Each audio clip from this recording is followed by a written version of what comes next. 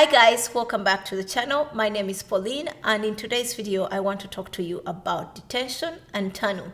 So if you are in the trucking business, if you're an owner operator, a dispatcher, these are terms that are going to be coming up in your workings. Every now and then they come up, they arise. So we get into this position where we are either detained or we are requesting for TONU fees. This is money that is supposed to be paid out when certain conditions are met or when certain situations arise. So let's first look at what detention is. So detention ideally happens when you go either on a shipper's end or the receiver's end, and then either the load is not yet ready for you to get loaded, or there's nobody to unload you, or there's no space, or something about the arrangements for offloading you at the receiver's end is not yet right. So they ask you to park somewhere and wait, and usually if it's an extended period of time, we begin to count detention fees, we begin to count detention time.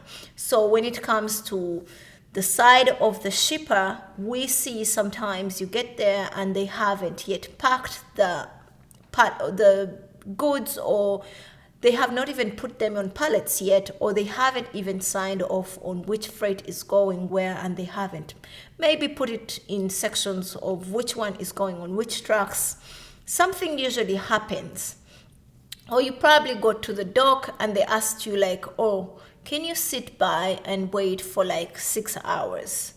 6 hours, you go back to your rate confirmation, and then you see that detention begins to count maybe 2 hours after waiting. So then you know that after 2 hours from the time you got to the dock, that's why you have to pay attention to the time you get to the dock.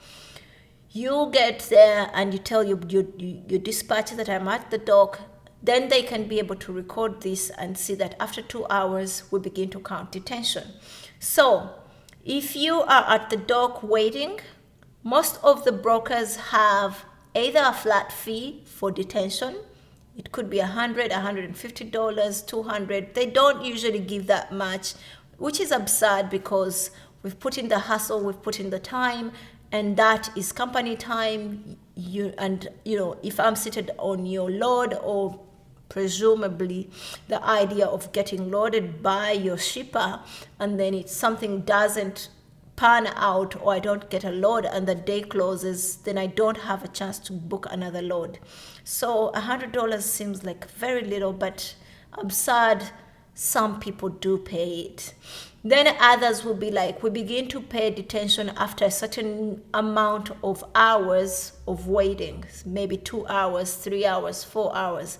And until those 4 hours elapse of waiting, detention fees are not yet kicking in. So you see that you get at the dock at maybe 2 o'clock, 2, 3, 4, 5, and maybe at around 4:45 they load you and you got to go. You're not paid detention because technically you didn't finish off all the 4 hours waiting. But if you got there and it is 7 o'clock and you're still waiting, then you begin to count like, okay, I've been here 2 extra hours, so you can begin to give me how much I am due for that. And this is sometimes by the hour. They will say like, oh, we're giving out $12 per hour, or 15 or 20. Rarely do they give that crazy amount of money, so don't be excited about it. It's really very, very cheap change according to how much you are losing and how much work you've put in to sit at the dock. It's not very comfortable sitting there. Anyway, so as a dispatcher, as a company owner, these are things I pay attention to. When I am booking a load, I want to see that I keep in touch with my drivers. I want to keep communication, and I ask them always to send me a notification when they get at the dock, because when I update when I update the broker that, oh, the driver is at the dock right now, then they know that they have clocked there at 2 o'clock. And we begin to count. Then I also want to see that when it is close to 2 hours, which is when their detention time presumably begins to count, I want to alert them that the shipper has not yet put anything on my truck and we are close to detention, so negotiations can begin. I can tell them, like, we might begin to start counting detention if the shipper does not do this in the next 20 minutes. At this point, if they keep you waiting that long, you've already begun to look at the fine print, because it's usually in the fine print you see that how much they are paying. And it's not usually very enticing when you look at the amounts that they are paying, but at this point you kind of have a little bit of leverage to begin to negotiate, begin to ask for some kind of increase in how much we are going to be waiting.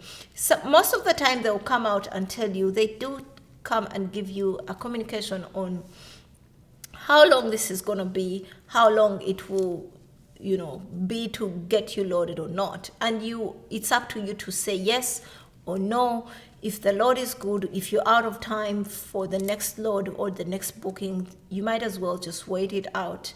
But the point here is the broker is the one who pays detention. It is not because the shipper is making you wait, so they should pay it. Even if the broker may probably go back and ask for the shipper to pay this amount, we as the truck drivers, as the company owners, as dispatchers, we are directly billing the broker to pay up this amount. So our next topic is going to be TONU. TONU is truck ordered not used. This is a fee also that is expected to be paid by the brokers if they ordered my truck and the truck reached at the dock and it was turned away for some reason. Sometimes after being detained for a certain period of time, the truck is usually asked to leave because maybe the freight is not yet ready or some pieces are missing. Then they have to cancel the entire order. Most of the time, if you have reached the dock and you have put in some waiting hours, the broker is under the agreement to pay TONU. So TONU fees do vary. Most of the time, if detention begins to count, begin to throw in the possibility of what happens if we do not get this load. Begin to talk to your broker, because this is something that has happened to me 2 or 3 times. The first time I was really screwed over. The broker asked us to go pick up a load. It was a little bit far. I think it was 160 miles away. That was deadhead. So we had to drive out to get to it. And we reached there and they made us wait. We waited till 9 o'clock in the night, only to be told that the load has been canceled. And there was a lot of phone calls going back and forth, emails flying around. And at the end of the day, the truck was told that we cannot be able to get any loads, whether that night or even the following day. It was absurd in the sense that the most they could give us was $150. $150 is nothing.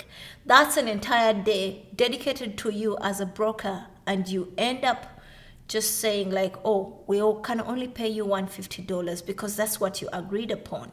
So when detention begins to kick in, that's when I want to also look at renegotiating the TONU fees, because it's not very feasible for me to just accept whatever is being given.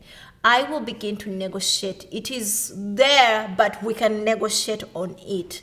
So of recent, I've been able to get a load to be paid out for over $500. I think it was $540 for TONU fees.